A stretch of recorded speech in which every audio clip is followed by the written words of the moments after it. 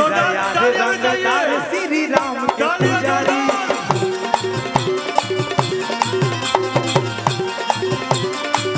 एक बार खेसारी भैया के खेसारी लाल यादव तालियां एक बार जोरदार।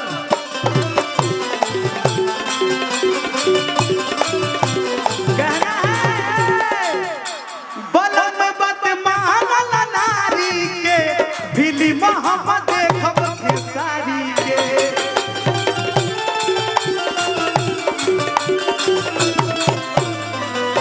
बलम बत महामला नारी के भिली मोहम्मद देखब खेसारी के।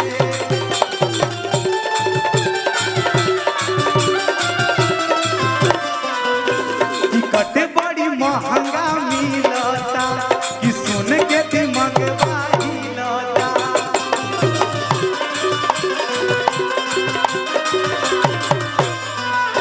टिकट बड़ी महंगा मिलता कि सुन के दिमाग हिलता।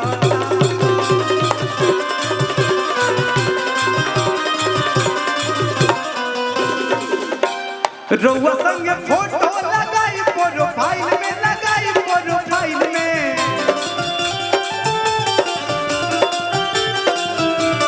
नाचे बलनुआ हाय हाय हाय, नाचे बलनुआ के सानिए से ताई।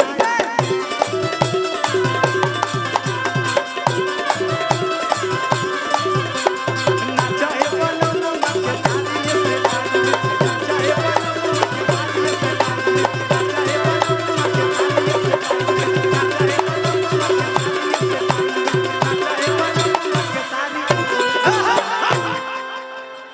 एक बार खेसारी भैया के लिए जोरदार ताली बजा के स्वागत कीजिएगा आप लोग। जोरदार तालियां उड़ जाएगी खेसारी भाई के लिए। हम अपना मोबाइल में जी, अपना मोबाइल में। और आज मेरा भी एक गाना रिलीज हुआ है बहुत ही प्यारा सा। और कितनो देखी ले लइका हम, बहुत ही प्यारा सा सॉन्ग टिप्स से आया है और ट्रेंडिंग में आते के साथ चला गया वो रील्स। बहुत ही काफी आशीर्वाद भी मिल रहा है कि कितनो देखी ले लइका हम, नजरी से हमारा उतर जाला। कि जब जान के मैसेज आवे तो दिलवे के धड़कन बढ़ जाला। तो आप लोग इंस्टाग्राम और फेसबुक पर सिंगर मोनू अलबेला से फॉलो कर सकते हैं और फॉलो बैक भी दे सकते हैं। और ये वीडियो बनाई हम अपना मोबाइल में जी, अपना मोबाइल में। मेरे जीवन में खेसारी भैया मेरे लिए भगवान स्वरूप है। मैं चाहूंगा एक बार उनके लिए जोरदार ताली बजा कर स्वागत कीजिएगा।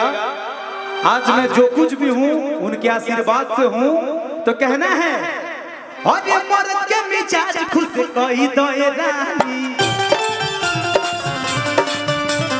बहुत कुछ ना होई परेशानी। मर्द के मिजाज खुश कही दो रानी, बहुत कुछ ना होई परेशानी।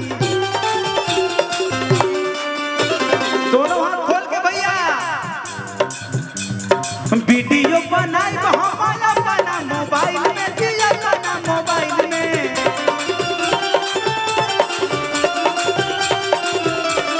वीडियो बनाई हमारा अपना मोबाइल में जी, अपना मोबाइल में। नाचे बलनुआ हाय हाय हाय, नाचे बलनुआ के सारी से ताई।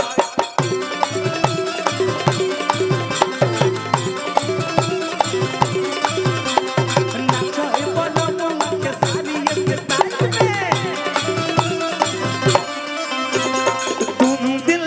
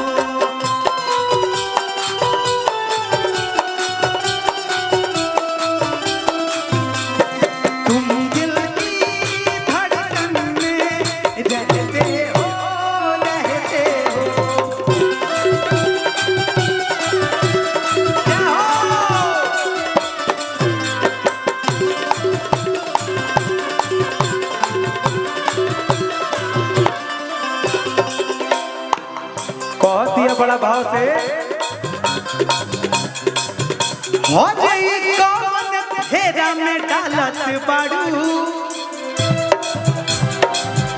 और जे कहिया के बदला निकालत बाड़ू।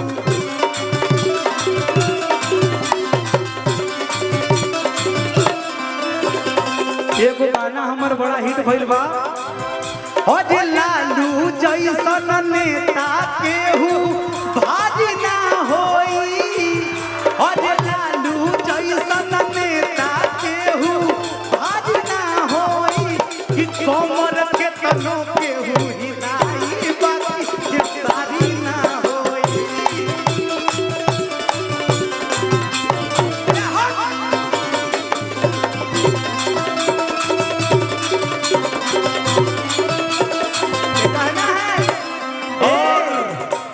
छेड़ा जनी हमारा के गोली दी मारी केदारी लालू